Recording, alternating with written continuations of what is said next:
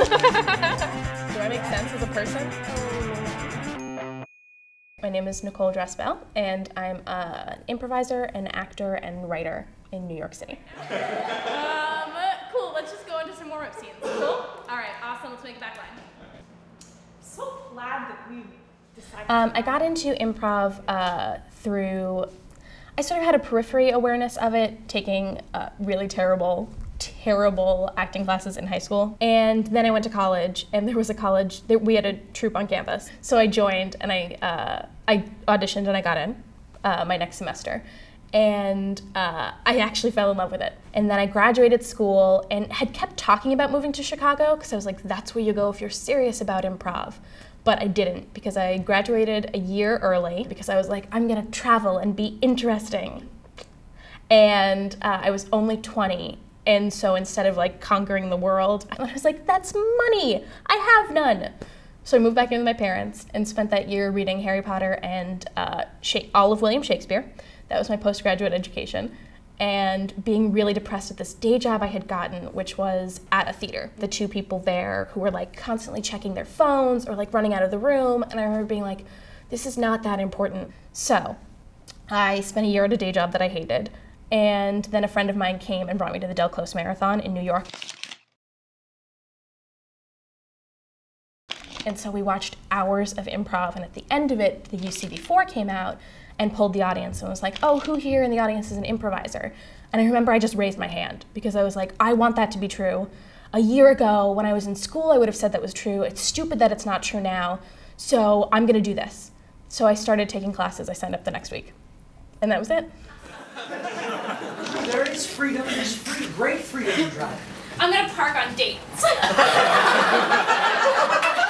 think I realized I was doing what I wanted to do as soon as I started classes. I remember being so nervous that I didn't eat that entire week. I think like during the break in between classes, I would have like a Cliff Bar, and that would be all that I could get out before throwing up because I was so nervous. And it was in such a sharp contrast to the last year since graduating school where I didn't really care about anything. And so right away it was like, oh, this feels so different, this must be important to me. You know, being a bridesmaid is like really super serious until you get that. No, I get that. Because you haven't made eye contact with my ring like one time yet. As I made my way through the levels, I really loved the theory behind it and how we talk about improv and how we make things click for people. So I sort of always wanted to teach even more than I wanted to be on like a house team. Keep this one going. Stay where you are, stay where you are. Keep this one going. And like after a year of feeling like I had done nothing that I cared about, I was like, I feel engaged and engaged by other people around me. This is awesome.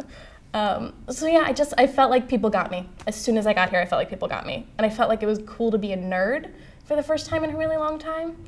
And that was great and really encouraging. I think I tend to balance improv with my real job and my real world responsibilities by probably, oh, this is a terrible thing to say on the record, caring a little bit less about the day job than I might normally and sort of treating that like the secondary thing, even though it's what I'm doing for money, and they are entirely entitled to having my focus during the day.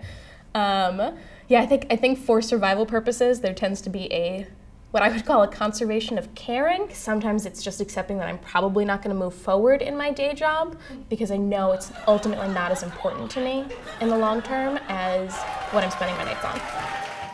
I think I deal with people telling me it's not going to work out or not being quite as receptive to like improv as a way to spend my nights as something more practical, like being a doctor or being a business person, by kind of just assuming that they're wrong and they don't know what they're talking about. I think I tend to take an attitude of condescension of like, oh, that's so precious that you think that's what matters.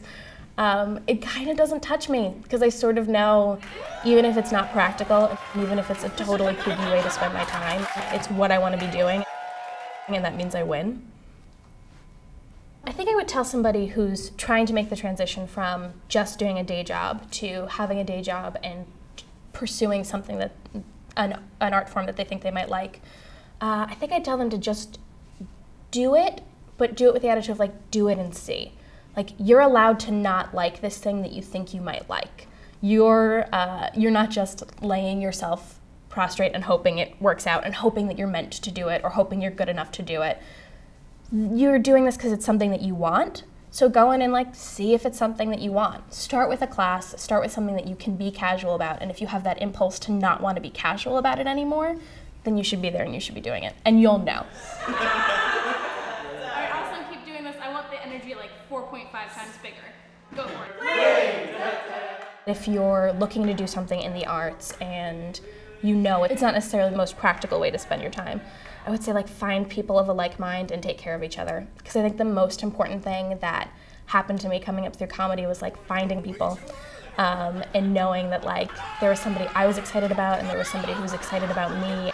And like when we could, we would make opportunities for each other. That's where we met Bethany. She raised her hand and she asked if the candles could be used in ear candling. And then we thought, what an important question. Because I think if it's just about your creative stuff, when you don't feel great about your stuff, you can kind of feel down on it and question what you're doing.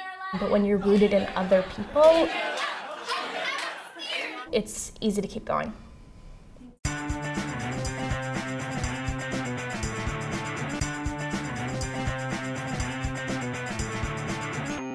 Hey everyone, we hope you enjoyed our Ladypoints episode about Nicole Drespel. Please subscribe below. And be sure to follow us on Tumblr and Facebook. We're at ladypoints.tumblr.com and facebook.com/ladypoints. Thanks for watching.